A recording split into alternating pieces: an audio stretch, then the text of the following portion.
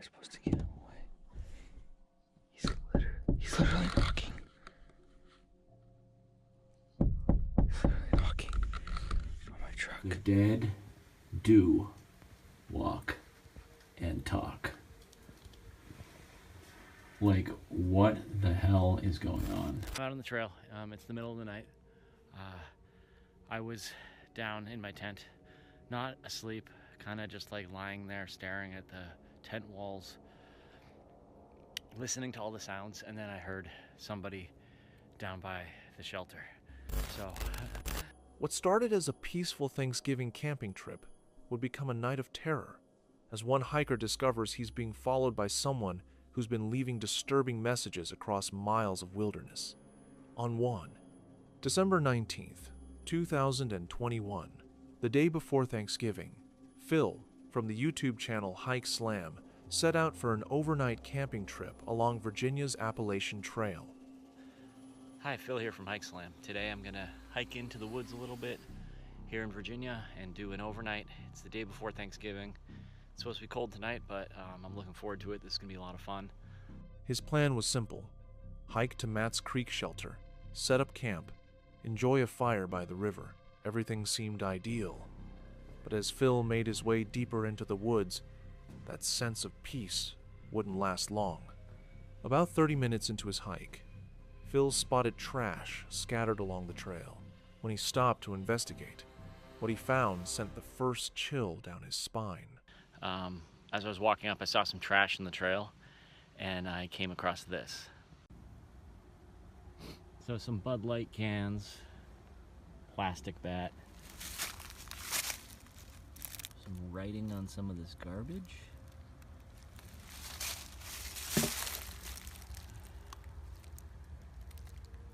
This one. Hangman is coming down from the gallows. Song lyrics. Other weird things. Song lyrics, scrawled on beer cans in thick marker. But not just any lyrics. These particular words carried an ominous weight in the isolated wilderness. Song lyrics. Other weird things. Well, hopefully I don't get murdered out here. That would totally ruin my day. Well, let's keep going.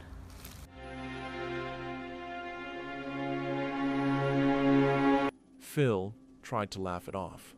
After all, it was probably just a careless camper, right? But something about those words, "Hangman is coming down from the gallows," lingered in his mind as he continued down the trail. Then, less than a mile from his planned campsite, Phil's nightmare escalated.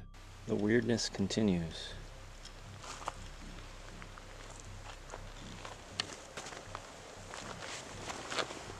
What the hell?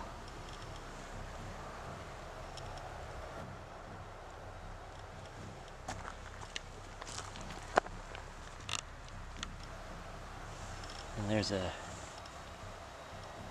dead duck here. A freshly killed duck, deliberately placed on the trail, and next to it, a long, rambling note. And there's a dead duck here.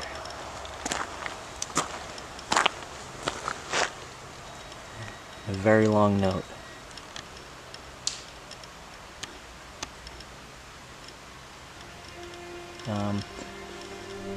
And it looks like it was just put here because it's not wet. That duck is fairly recently killed. Alright. Kind of creepy. The note was dry. The duck's body was still fresh, which meant whoever left this had been here recently, possibly within the last hour. There's a fire down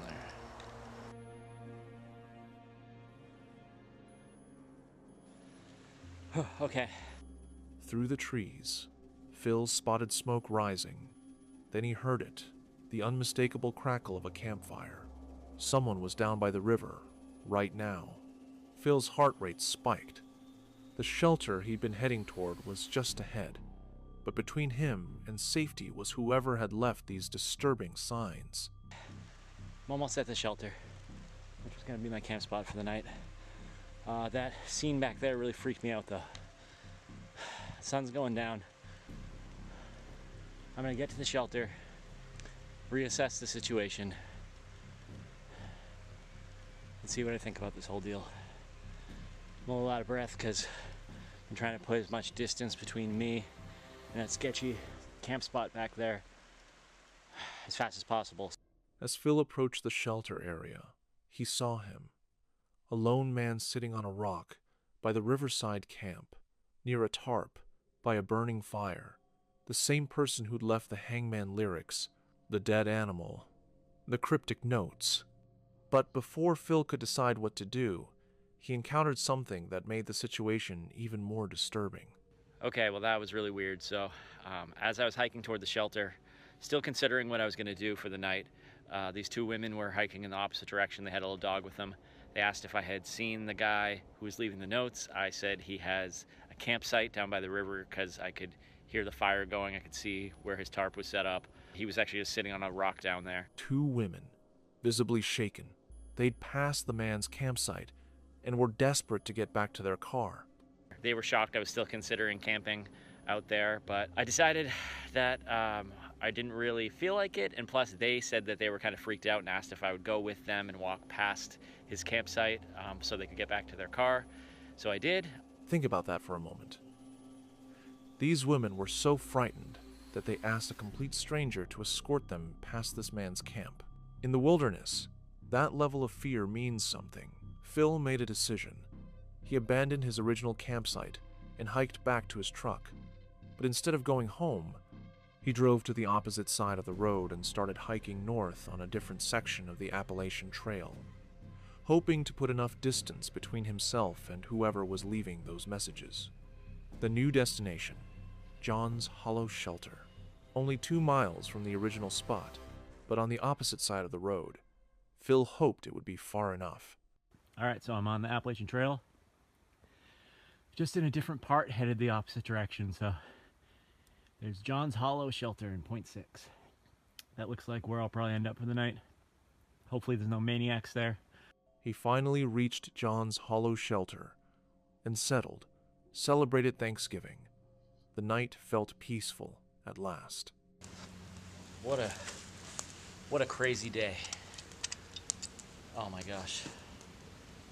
So I had the one campsite in mind, the Mats Creek Shelter, and based on the crazy notes I saw and the dead animals and, I don't know, running into those women on the trail who were scared, I'm glad I made the decision not to camp down there because I would have just been freaked out the whole time. This is only about 2 miles from that other campsite, but it's on the other side of the road, still on the Appalachian Trail, but far enough away that I feel safe, which is good. Phil felt safe, protected by miles of forest and an abandoned trail. But that sense of security was about to shatter. Almost every Appalachian Trail shelter has a logbook, a journal, where hikers record their trail names, experiences, and messages for future travelers. Phil decided to check out John's Hollow's log, expecting light-hearted entries and hiking stories. At first, the entries were typical, trail names, dated passages from months ago. Then Phil turned to the recent entries, and his blood ran cold. Holy crap. Wait a second. Let me adjust the camera here. This writing looks almost exactly like the writing that was on that garbage a couple of miles from here. Let's see if this makes any sense. The same handwriting, the same rambling style. The man from the riverside camp, the one who'd left the hangman lyrics, and the dead duck had been here, at this shelter, recently. Jail. This man had been in jail, and he was referencing objects he'd left along the trail years ago. Objects Phil might have passed without realizing their significance. In solitary confinement, I figured the following out. Refer to Isaiah 28:15 through 9. Here in early 2017, Trump, Nebo, allowed Obama to have the special use of the Air Force One for a trip to Palm Springs. The entries spiraled. Bible verses mixed with political conspiracy theories, references to Obama and Trump, then, chillingly, Metallica lyrics. This is the same ramblings from the guy that was on the other side of the river. That's kind of scary. Kind of weird.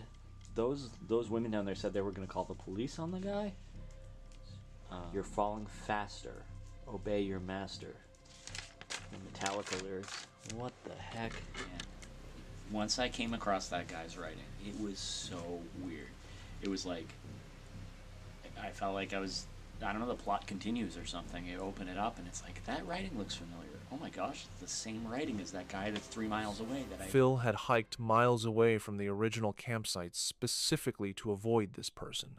And yet, here was proof that the man had been to this exact shelter within the past few days. Music lyrics, political rants, Bible quotes, references to incarceration and solitary confinement, all scrawled across pages of the logbook in the same manic handwriting Phil had seen miles away on trash and dead animals. Unnerved, but trying to stay calm, Phil decided to turn in for the night. He returned to the shelter to grab his remaining gear. That's when he noticed something he'd missed earlier.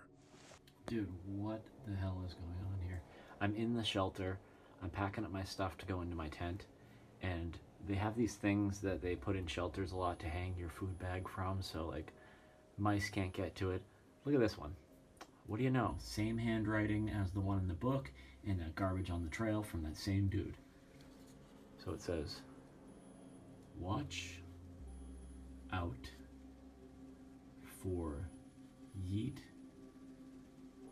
mouse. The dead do walk and talk. The dead do walk and talk. Those words hung in the cold air. Phil was alone in the mountains, miles from help. And whoever wrote that message knew these trails intimately, knew which shelters had mouse hangers, which sections of trail were isolated, where to leave his cryptic warnings. Like, what the hell is going on? Alright, I'm going to go into my tent now. Phil retreated to his tent, put out the fire, secured his gear, but sleep wouldn't come. Every snap of a branch, every rustle of leaves, Phil's mind raced, imagining the writer of those messages making his way up the trail, watching, waiting, and watched till the end to know his instincts here was not wrong. So I'm in my tent now. Fire's been put out. All my gear's in here. I'm a little on edge. I keep watching the hill behind the shelter to see if I see a headlamp coming down there. The hike in here, there was nobody. There's no cars along the side of that Forest Service road except mine. It was super quiet here. I haven't heard any sign of a person at all. I hear animals up in the woods, but yeah, I don't know. I still have my shoes on. I guess in case I have to run. He kept his shoes on. That detail speaks volumes. Phil wasn't just being cautious, he was genuinely afraid. Man, I think this is a combination of the weird dude down the trail and his cryptic writings that I keep finding everywhere, and also in the woods, your mind plays games with you. Every sound, every light is something to be concerned about. Hours passed. Phil lay on top of his sleeping bag, staring at the tent walls, unable to fully rest, his ears strained for any sound that didn't belong. Alright, so I lied down for a couple hours, nodded off to sleep. Just on top of my sleeping bag. But man, every crack and crunch I hear outside of an animal walking by or a branch breaking, I don't know, it's just like, it's freaking me out. But Phil's instincts were screaming otherwise, and those instincts were about to be proven right. Okay, I'm out on the trail. It's the middle of the night. I was down in my tent, not asleep, kind of just like lying there staring at the tent walls, listening to all the sounds, and then I heard somebody down by the shelter. He heard footsteps, movement, the unmistakable presence of another person. So at first I had to convince myself it wasn't what I thought I heard, but it definitely was somebody down there. So I didn't even wait to see or go down to see who it was, see if it was like a bunch of teenage girls or something. I don't know. I was just like, I am getting out of here. So I packed up all my stuff, and I packed it up very quickly. I don't think I left anything behind. Phil didn't investigate, didn't call out to identify who it was. His survival instinct kicked in: pack everything, leave immediately, ask questions later. And I just walked past. As I walked past, I did look. It did look like a single guy hanging out in the shelter. He had a headlamp on. A single man, alone in the shelter, in the middle of the night, wearing a headlamp in the same spot Phil had been camping hours earlier. Phil moved quickly through the darkness, his headlamp beam bouncing along the trail. Every few seconds, he glanced back over his shoulder. Phil reached his truck, threw his gear in the back, and drove away from John's Hollow shelter without looking back. But one question remained unanswered. Who was the man in the shelter at 2 a.m.? Was it the same person who'd been leaving cryptic messages for miles? An innocent hiker who happened to arrive late? Or something far more sinister? Phil never returned to that section of trail to find out. And perhaps that was the smartest decision he made all night. To this day, the identity of the Hangman Rider remains unknown. His messages still appear sporadically in shelter logs along that section of the Appalachian Trail. Bible verses, song lyrics, warnings about the dead walking. Sometimes in the wilderness, it isn't the wildlife you need to worry about. It's the people who know those woods far better than you ever will. In April 2020, a kid named Noah decided to go truck camping deep in the forests of Sun River, Oregon. He found what looked like a perfect secluded spot and parked his truck for the night. I'm currently sleeping in the back of my truck right now, and there's someone walking around my truck right now. If you can hear that, it's pretty loud. Around 2 a.m., Noah woke up to strange sounds outside. At first, he thought it was an animal, but then he realized from the pattern these were human footsteps circling his truck. I don't really know what to do. I'm a little freaked out right now, and it's like pitch black outside, probably like 2 in the morning, and he just keeps walking around, and he's like really close to my truck. I've never been this scared, and like this doesn't make any sense because I parked somewhere where you couldn't see, no one was on that road. Wait, he's touching my truck. For 20 straight minutes, someone walked around his truck in pitch black darkness. Noah first hears sound of walking, then suddenly he started touching, and then He's literally touching my truck. How am I supposed to get him away? He's literally knocking. He's literally knocking on my truck. The canopy, the back door's locked. I've never been scared before ever. I don't think he knows that there's anyone in here.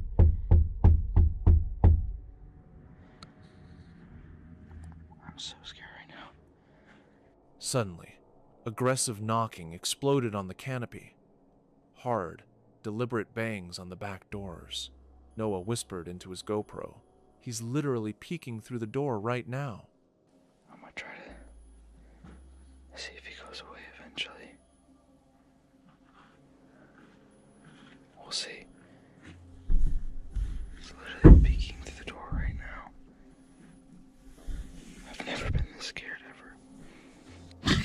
So, the current time is 2:30 in the morning right now. He's still walking around my truck. I'm gonna try to see if I can flash my light to get him scared. So he runs away. There he is. Oh my god. Oh my god. The morning came. Noah found handprints all over his back window from someone trying to look inside. Scratches covered the door handles from repeated attempts to get in. This was middle of nowhere forest, no lights, no identification. Noah drove straight home. So I'm back home. This is the day after. He was trying to peek in my truck quite a bit with all these marks. I didn't even notice until I got home. Handprints there, a lot of scratches, stuff like that. Dragging his finger on my side of my truck. Well, looks like to be trying to get inside my truck. It's about 2:30 in the morning, and I tried to get a little clip of it before my camera died, but there was like 2 kids out this way, and I woke up to like, it sounded like something dragging on the ground. I couldn't tell exactly where it was, but it sounded like it was in like this general direction and close to the truck, because the wind is like making so much noise in my truck. It had to have been close. It was at first, but then I realized that it was the sound of a gun, because there was the sound of a ricocheting bullet hitting concrete. It made like the pew sound. When Maverick decided to camp in his truck for a night of salmon fishing, he never imagined he'd wake up to gunshots and the terrifying realization that bullets were ricocheting dangerously close to where he slept. Last night was probably the most scared that I've been in my truck camper setup yet. In early spring, Maverick, from the YouTube channel Mav, headed to Two Harbors, Minnesota, a small town on the coast of Lake Superior, with plans for an overnight truck camping trip. His goal was simple: wake up at dawn and fish for coho salmon right off the pier. Mav had scouted the perfect spot, a parking area right next to the fishing pier where he planned to cast at sunrise.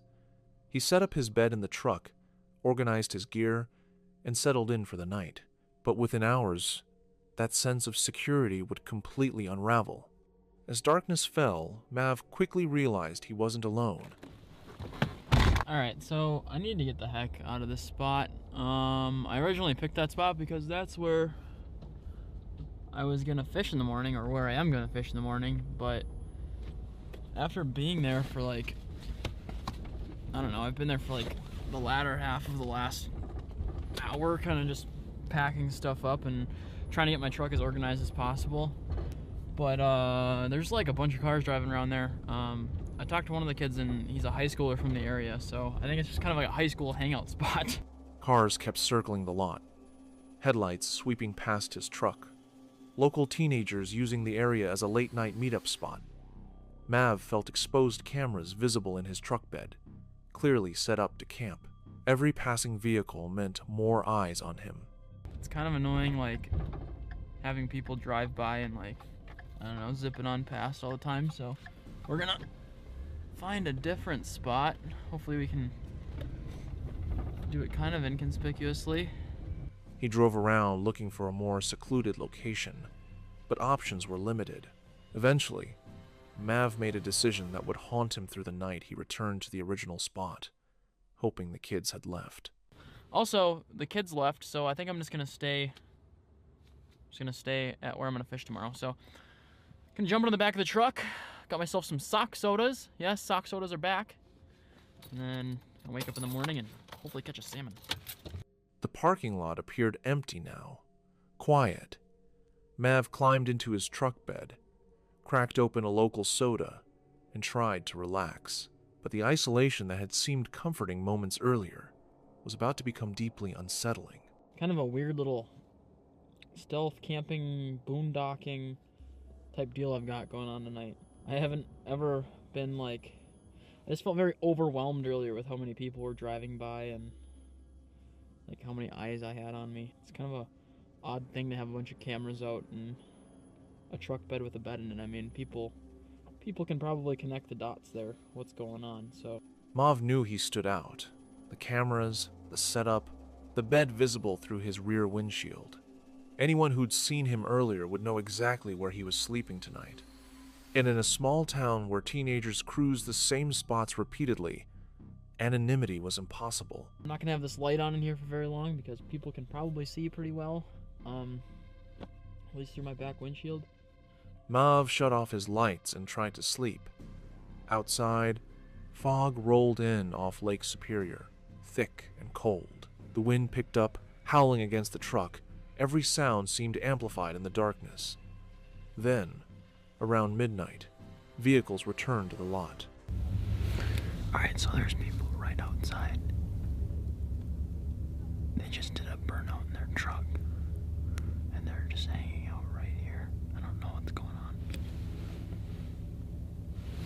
I know you can't see me right now, but I can't risk turning on any lights. Teenagers had returned, engines revving, tires screeching. Mav lay frozen in his truck bed, listening to voices just feet away from where he was hidden. He couldn't risk turning on a light, couldn't risk drawing attention. All he could do was wait in the darkness and hope they'd leave. Eventually, the voices faded. The cars left. Silence returned to the parking lot, and everything seemed calm. But in the early morning hours, that calm would shatter. At 2:47 inches the morning, Mav was jolted awake by a sound that sent ice through his veins. There was like 2 kids out this way. And I woke up to like, it sounded like something dragging on the ground. I couldn't tell exactly where it was, but it sounded like it was in like this general direction and close to the truck because the wind is like making so much noise in my truck it had to have been close. This dragging goes on and then all of a sudden there's a pop. I couldn't tell what it was at first, but then I realized that it was the sound of a gun. There were gunshots, and it's close. So close that Mav could hear the ricochet, the metallic ping of a bullet striking something hard and bouncing off at high speed. In the pitch-black truck bed, with his camera dead from the cold, Mav lay paralyzed, trying to process what was happening. That it was the sound of a gun because there was the sound of a ricocheting bullet hitting concrete. It made like the pew sound. I know my reenactment noises are great, but it was pretty scary.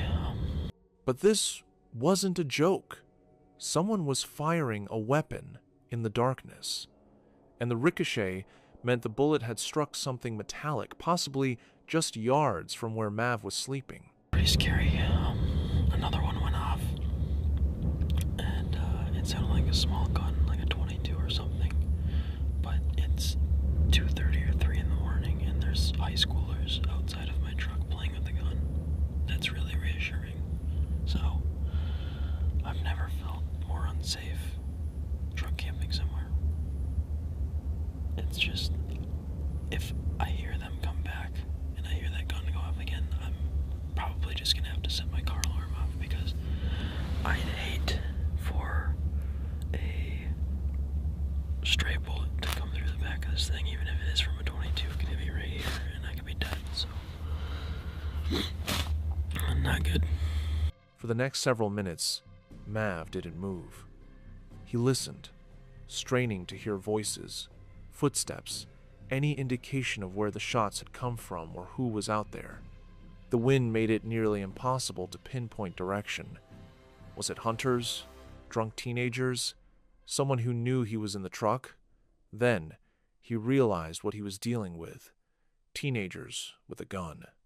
He'd heard at least one kid's voice earlier in the night. Now those same kids were firing weapons in a public parking lot at 3 a.m., with a camper sleeping 50 yards away. But what happened next made the situation even more disturbing. After one final gunshot echoed through the fog, Mav heard something that made his blood run cold. It started again when a kid screamed. I did hear one of the kids yell, "Ow," after the last shot went off, and then heard a ricochet from the garbage can, heard the kid yell, "Ow," and then I never heard him again, so I don't know what happened. Maybe one of them got hit or something, but... One shot, a metallic ricochet, then a scream of pain, then nothing. No more voice, footsteps, firing, just silence. The thing to ponder upon is, had someone been hit by a ricocheting bullet? Were they lying injured in the dark parking lot? Also, Mav had no way of knowing. He was alone in the truck, trapped between staying hidden and potentially needing to help someone who'd been shot. So he made the only decision he could. He stayed inside. When dawn finally broke, Mav cautiously emerged from his truck. As Mav walked around the area, he discovered something that confirmed his worst fears. I realized that there's a metal garbage can about 50 yards this way from my truck. So I believe those kids were dragging out a garbage can and shooting it with a 22 last night. Yeah, that was not cool. It was so close to my truck, and if that was the garbage can they were shooting at, it's likely that they're shooting like right towards this way. 50 yards. A metal garbage can riddled with bullet holes, and Mav's truck had been parked directly in the line of fire. If any of those shots had missed the can, if the angle had been slightly different, bullets could have easily struck his vehicle, or worse. After uploading his footage, viewers flooded the comments with theories about what had happened to the kid who screamed. Had he been hit by the ricochet? Was he seriously injured? Then, buried in the comment section, one of the teenagers involved finally spoke up. So the scream wasn't from a bullet wound, but this revelation, rather than providing comfort, made the situation thinning. These weren't experienced shooters conducting target practice. They were teenagers firing a rifle in a public parking lot at 3 a.m. with no safety precautions. Sometimes, the scariest encounters in the wilderness don't come from the unknown. They come from careless decisions made by people who should know better. And sometimes, you don't realize how close you came to disaster. Do you need anything? No. Okay. When Alyssa decided to camp alone in the Arizona desert to escape the summer heat, a stranger on an ATV approached her camp twice in one evening. The first time, he offered water and a shower at his house. The second time, he warned her about a dangerous man watching her from the hills. But as the encounter unfolded, Alyssa realized something terrifying. The most dangerous person wasn't on that mountain. He was sitting right in front of her. It was really, really weird. It's like I wasn't even worried about the guy who he said was watching me, which maybe that person on the hill was watching me. He was the one creeping me out. Alyssa is a solo female van lifer who documents her travels across America. In the summer, she typically heads to Quartzsite, Arizona, a popular spot for nomadic campers. But with temperatures climbing over 100 degrees, she decided to test the heat first by camping on BLM land just outside Tucson. So, I am currently camping in the desert outside of Tucson on some BLM land. Right now, it's pretty much 100 degrees. In fact, next week it's going to be over 100 degrees every day there. And I'm just testing to see if I can handle it. Currently, I think it's like 96 degrees, and I'm parked, as you can kind of see by the shadow, in front of a tree. The one tree I found in the desert, thank God. If there was on a tree here, I don't think I would make it. It's really hot. Oh my God, I'm getting bit by fire ants. What the hell? Dude, I was like, what's stinging me? That's crazy. Alyssa had chosen this isolated spot for a specific reason: space and solitude. She'd just spent several days in the city dealing with doctor's appointments and needed to recharge. Out here, miles from town, she could organize her van, do laundry, and enjoy the quiet desert landscape. But that solitude would soon become her greatest vulnerability. I needed some space to myself. I've been in the city for a few days with doctor's appointments and stuff. As the sun set over the Sonoran Desert, Alyssa settled in for what she hoped would be a peaceful night. She had no idea that within hours, she'd be fleeing this campsite in terror. Hi. Doing okay? Yes, I am. I'm just kind of checking, making sure everybody's got enough water and Just as Alyssa was about to film a segment about enjoying the solitude, the sound of an ATV engine shattered the silence. A middle-aged man named John pulled up directly beside her van. His stated reason for approaching, making sure campers had water. I'm just kind of checking, making sure everybody's got enough water. Oh, okay. Are you a ranger or? No, I just live close. Oh, okay. So I kind of come out and check, make sure, because I know there's a lot of people that come out here that don't have a lot. Alyssa's initial reaction was relief, just a friendly local checking on campers.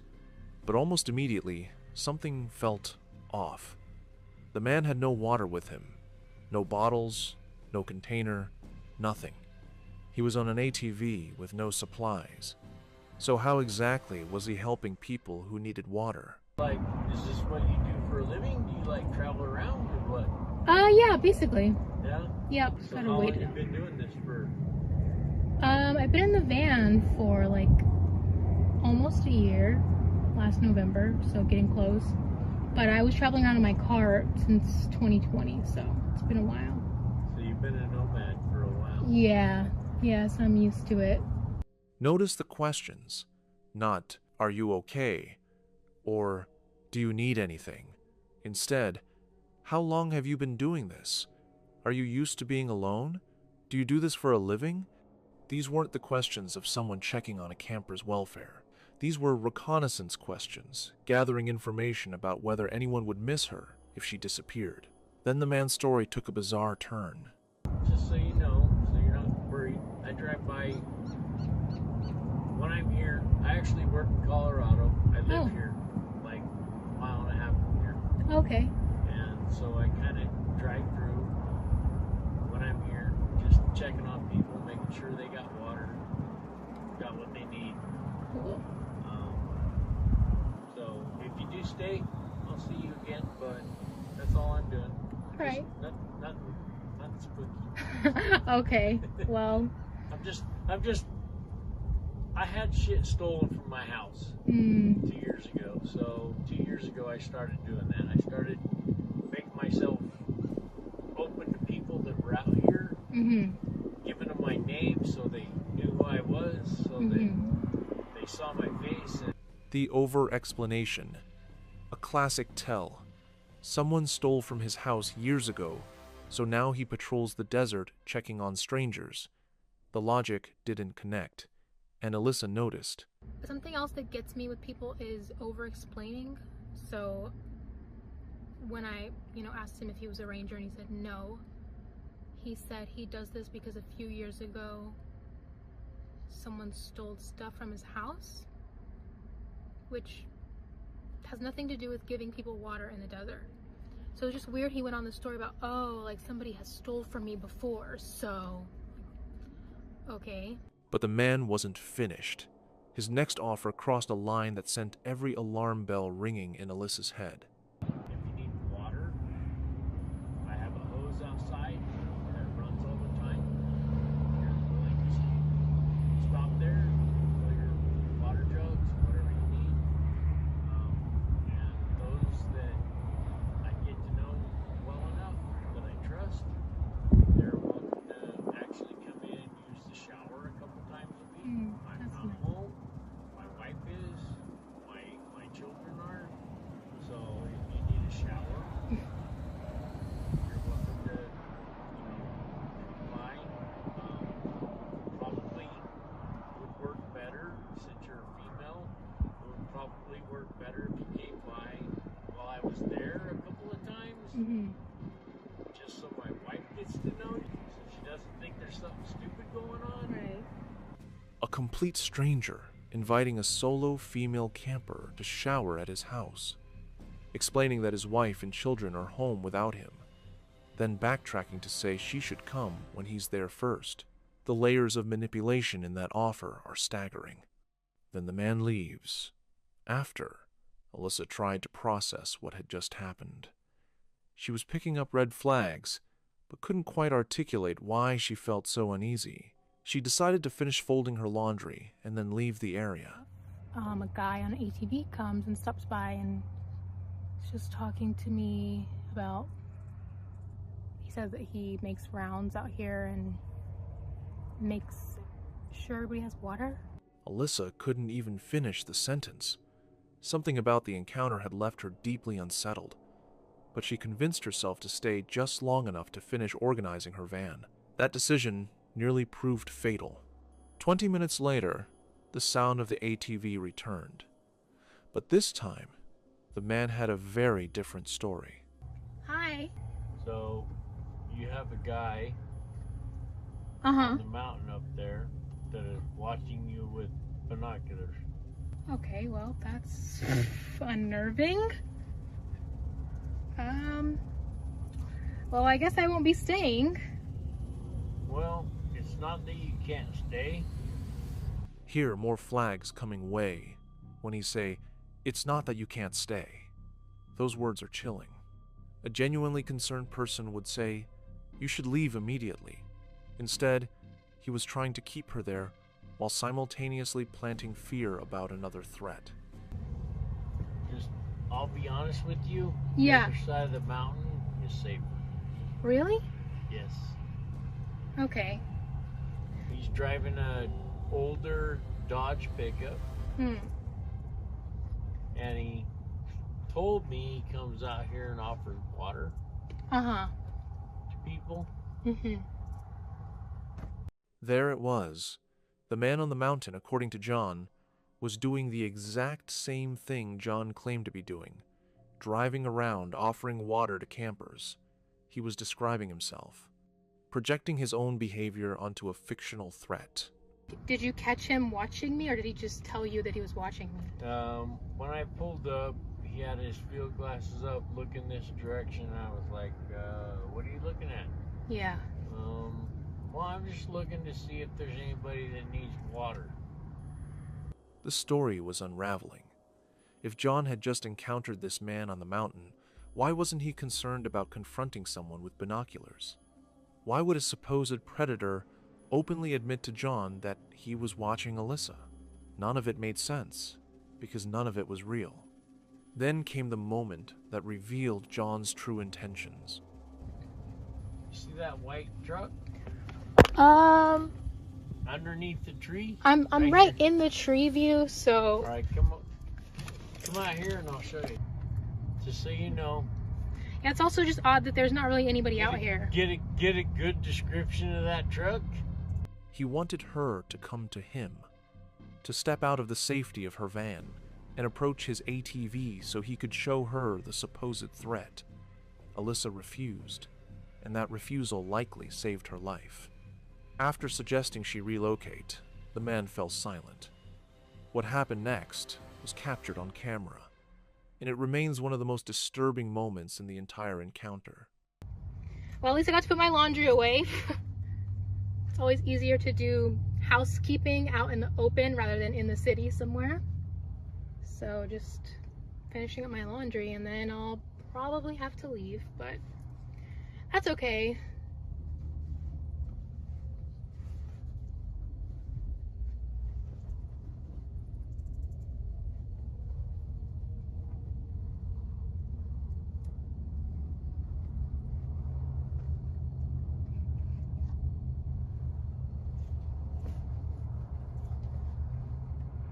For nearly 45 seconds, John sat motionless on his ATV, parked directly in front of Alyssa's van, staring, not speaking, not moving, just staring. His thumb rubbed slowly against the steering wheel. His eyes never left her. Alyssa could feel the weight of that gaze, calculating, deciding, weighing his options. Do you need anything? No. Okay. No. The second his ATV disappeared from view, what mattered here was distance, putting as many miles as possible between herself and that man before darkness fell completely. She drove to town safely. Alyssa began reviewing the encounter in her mind, and the more she thought about it, the clearer the predatory pattern became. Okay, here's my reassessment. Fuck that guy, dude. The more I thought about it, the creepier he got. Like, serious Ted Bundy vibes. Serious Ted Bundy vibes if Ted Bundy was not charming and bad at lying, John Wayne Gacy vibes. John Wayne Gacy vibes if he was into young women and not little boys. She wasn't being dramatic. She was recognizing textbook predator behavior. After Alyssa posted her video, the comment section exploded with reactions from people who recognized exactly what she'd encountered. Even professions commented. A therapist commented he worked with convicted sex offenders and murderers. He was getting off on telling you what he was doing in a third-party fashion to watch your fear. He was very much lining you and the situation up to see if he could attack you. You did an amazing job trusting your instincts. Another retired correctional officer, who was working 23 years in a prison, wrote, "I can definitely tell you that he was sizing you up. The second time, he was deciding if it was the right time to do something. You chose to leave, and that was the best action you could take." Another wrote, "Working with inmates that are sex offenders. He absolutely gave off the predator vibes. He's gamey, trying to invoke fear, invade your privacy multiple times. He's speaking of himself in third person, separates his violent personality from his mild personality. He wanted to smell her as well. He was disassociating himself. The other side of the mountain was a setup too. That wasn't his first time. Professionals like who've worked with predators and violent offenders all recognize the same pattern. A man testing boundaries, creating fear, and watching carefully to see if his target would comply. No one knows if the man on the mountain was real or a story John created. What is certain is that a solo female camper faced a predator in broad daylight, sensed the danger, and escaped because she trusted her instincts. The most dangerous encounters don't always happen deep in the wilderness. They happen in places that feel safe. And sometimes, the person offering help is the real threat. Before moving to another chilling story, please subscribe to the channel.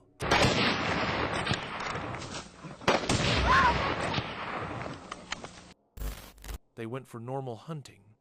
Everything was perfect. Or so they thought. Wait, just stop it. I think you'll come more. Okay, when you turn it, okay, take it. Wait, not from the front. But when the bullet hit this lion, something unexpected happened. The lion didn't go down.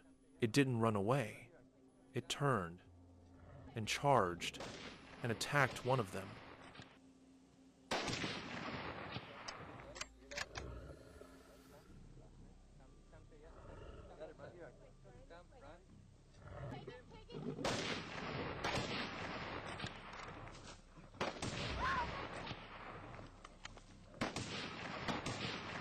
Luckily, he ran back towards the woods, and the terror remains. Hunters believe they control the outcome. They have rifles. They have experience. But animals once wounded isn't defeated, it's enraged. It fights back. And at that time, it clears survival that hunters pray God. A hunter and his wife are stranded in their truck. They record what might be the most terrifying audio ever captured in the woods.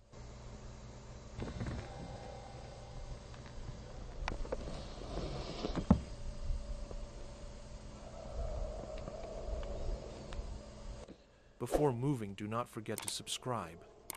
Their truck broke down on a remote road near Clipper Mills in the Sierra Nevada mountains. No cell service, no passing cars, just darkness and forest.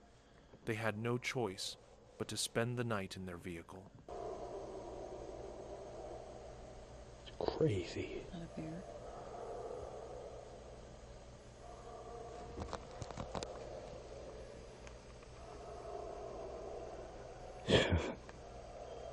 That's no dog. It's a bear. I think he's a bear. I don't think so. Around 10 p.m., the sounds began. Deep, echoing, coming from somewhere in the woods behind them. At first, the couple thought it might be a dog or a wolf. But the more they listened, the more they realized This wasn't anything they recognized.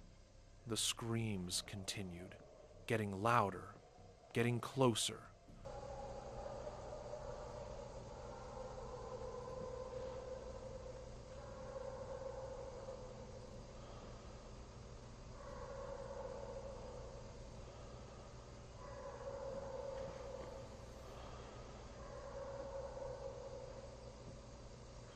The couple's dogs were in the truck with them. But here's what's important. The dogs didn't bark. The dogs didn't howl back. Instead, they sat in absolute silence, intensely listening, on full alert. Their dogs couldn't identify what was making those sounds, and that terrified them. You hear? What was that?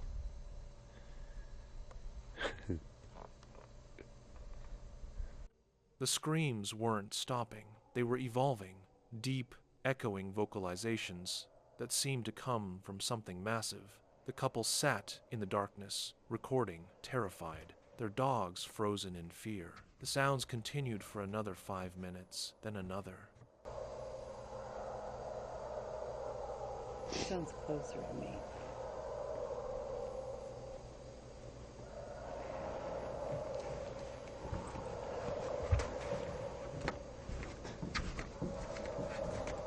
After midnight, the forest went silent. The sounds stopped. The couple sat in the darkness, waiting for dawn. They never saw what made those sounds. They never got a clear answer, but the audio was captured. The dog's behavior was documented. And something about Clipper Mills, California, changed that night. One's running right at us. Right at us.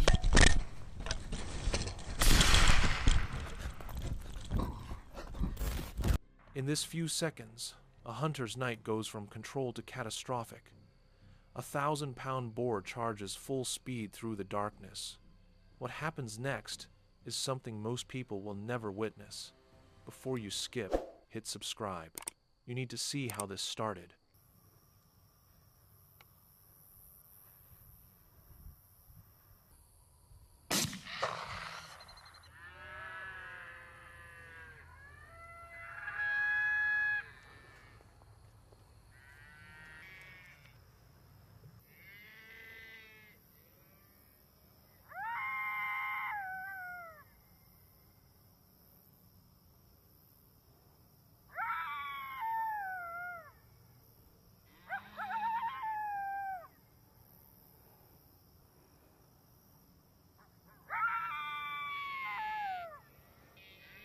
But to understand what went wrong, you first need to know what night hunting is and why hunters like Chris Robinson risk everything to do it.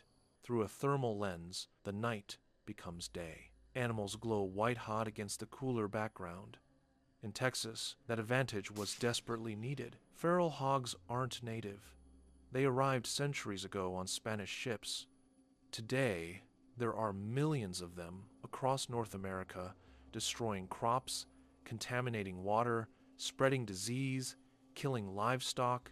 Government culls about 90,000 coyotes a year to protect ranches. But hogs? They breed so fast. Traditional hunting can't keep up. They're intelligent, they adapt, they hide. So hunters like Chris Robinson turn to thermal imaging.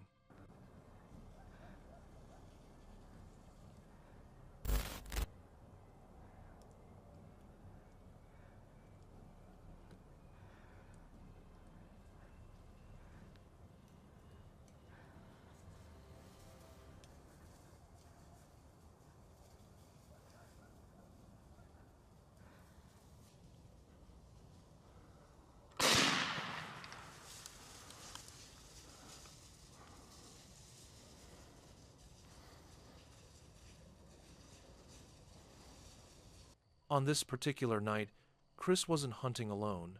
Feral hogs move in groups, especially at night. They're looking for food. They're vulnerable when they're distracted. That's when a hunter strikes.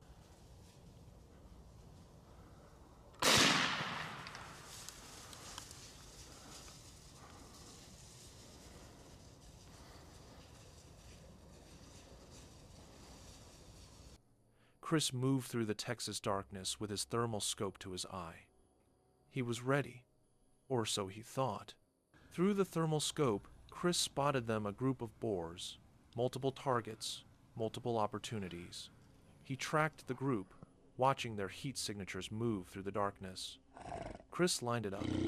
Through the thermal scope, the animal glowed bright white. One clean shot. He fired. One down. But the group was still there. Chris steadied his aim. He breathed.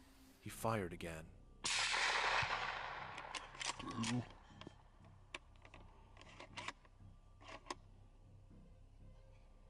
The shot connected. The boar stumbled. For a moment, Chris thought it was down.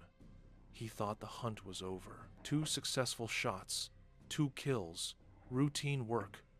But he was wrong. What happens next is why hunters fear the darkness. The boar wasn't dead. It was injured, bleeding, in pain.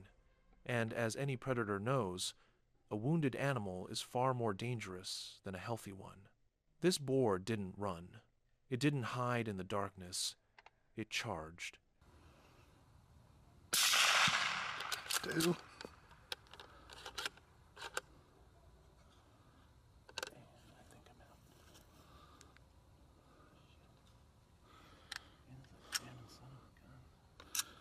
Uh-oh, one's running right at us. Right at us.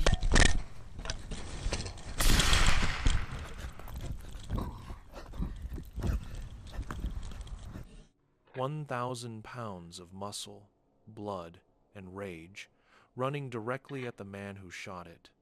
Through the thermal scope, Chris watched the heat signature grow larger, closer. The boar was moving faster than anything that size should move. Chris had seconds to react. For the next seconds, the thermal scope becomes pure chaos. You see violent motion. You hear Chris's breathing, panicked now, not controlled. You hear the boar's squeals. The camera shakes violently. The scope loses focus.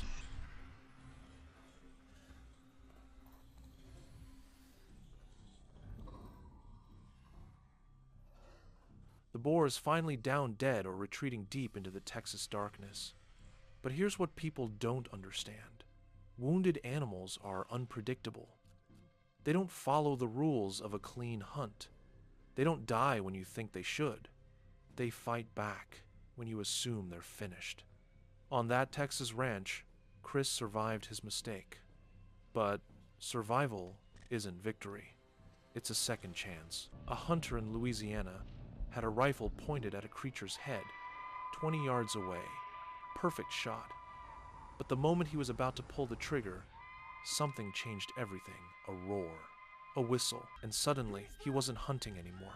He was being hunted. Black, shiny hair. But I'm pretty sure it was a Bigfoot. Michael was hunting in Louisiana when he saw it, standing behind a tree about 15 yards away, looking directly at him. A Bigfoot. The creature was growling, angry, like it was warning him. I'm pretty sure it was a Bigfoot. And so he's standing behind a tree, looking at me about 15 yards. And I'm looking at him, and it was terrible.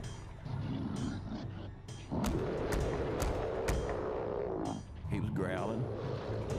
He got one time he got so mad at me, he started beating the tree with the sides of his fist. Boom, boom, boom, boom, you know.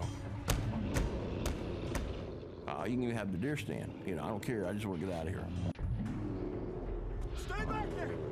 Stay back! He showed me his teeth. They were just big and flat. Stay back or I'll shoot! Yeah, I said, you know, it looks like I might have to shoot this thing, you know. And so I knew I would have to make a headshot.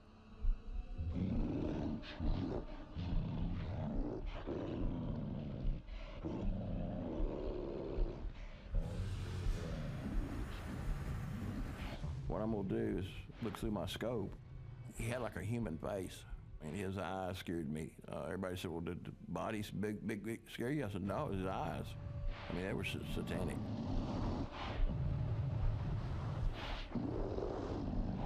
I've never in my life been that scared. I just, I wanted to cry because I've never seen that like that. It was horrible.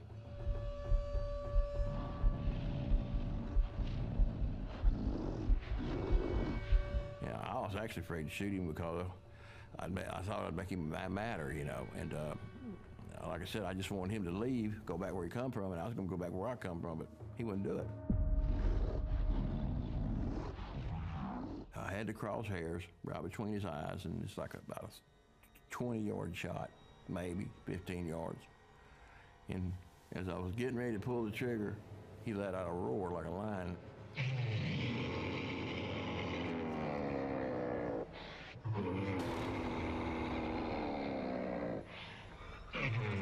About 100 yards to the north from him, a whistle come back, a shrill whistle, kind of like a steam engine, you know. Then, the first creature looked over at the whistle, then looked back at Michael and grinned. That's when Michael realized there was a second one, and it was coming. The second creature was moving through the brush, cracking branches, heavy and aggressive. About 100 yards to the north from him, a whistle come back, a shrill whistle, kind of like a steam engine, you know. And I'd heard that whistle all my life in the woods, but I thought it was a bird.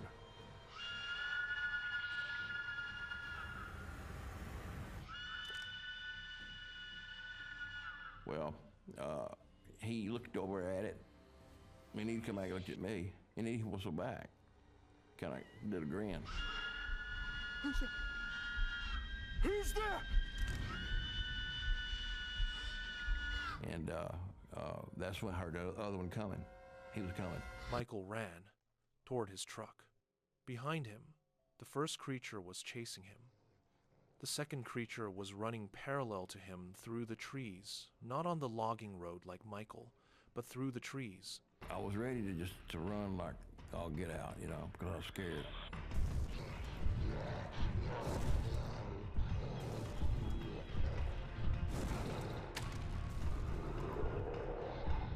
With no gun, I know the guy can kill me.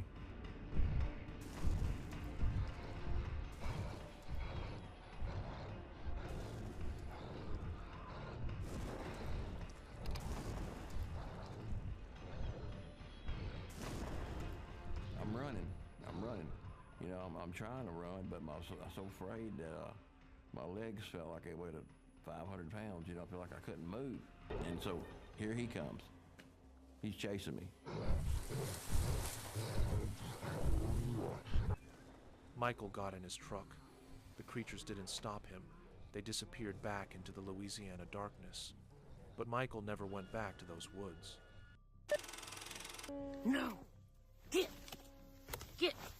No! God damn! Get! Back! Get back! Early morning in the Arizona wilderness. A solo female backpacker is sleeping in her tent with her 6-month-old son nearby. She wakes up to scratching, hissing. Something is trying to bite through her tent netting. It's a rabid skunk.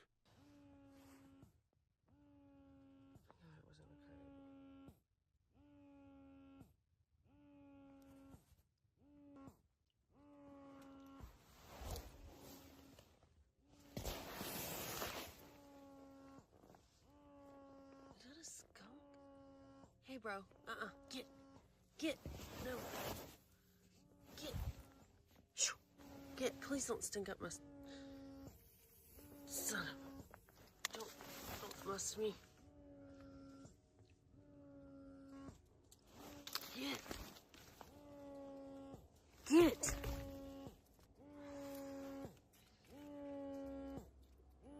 No. Get. No. God. Get!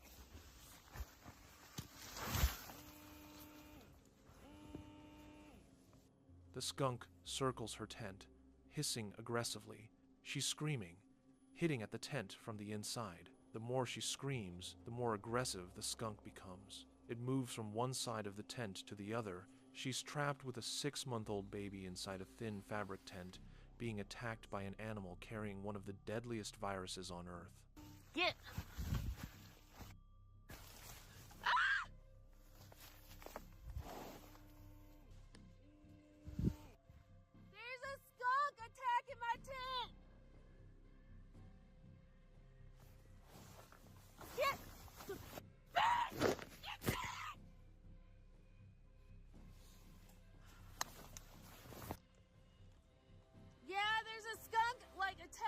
tent. He's hissing at me and a skunk trying to get in. Get back! Get back! He's gonna bust through! Get back! Oh my God. I don't know. He keeps circling and coming back. I don't see him right this second. But he keeps coming up to my netting and trying to bite through. Other hikers, including a search and rescue worker, hear her screaming and run to help. They scare the skunk away. But the attack lasted minutes that felt like hours. When they finally managed to drive it off for good, she realized the nightmare wasn't over. The skunk had been biting at her tent netting. If it had broken through, if her skin had made contact with its saliva, she would have been exposed to rabies, a virus with a 99.9% fatality rate once symptoms appear. I don't see him right this second. But he keeps coming up to my netting and trying to bite through. My food bag is in the bear bag, or in the bear thing. I was...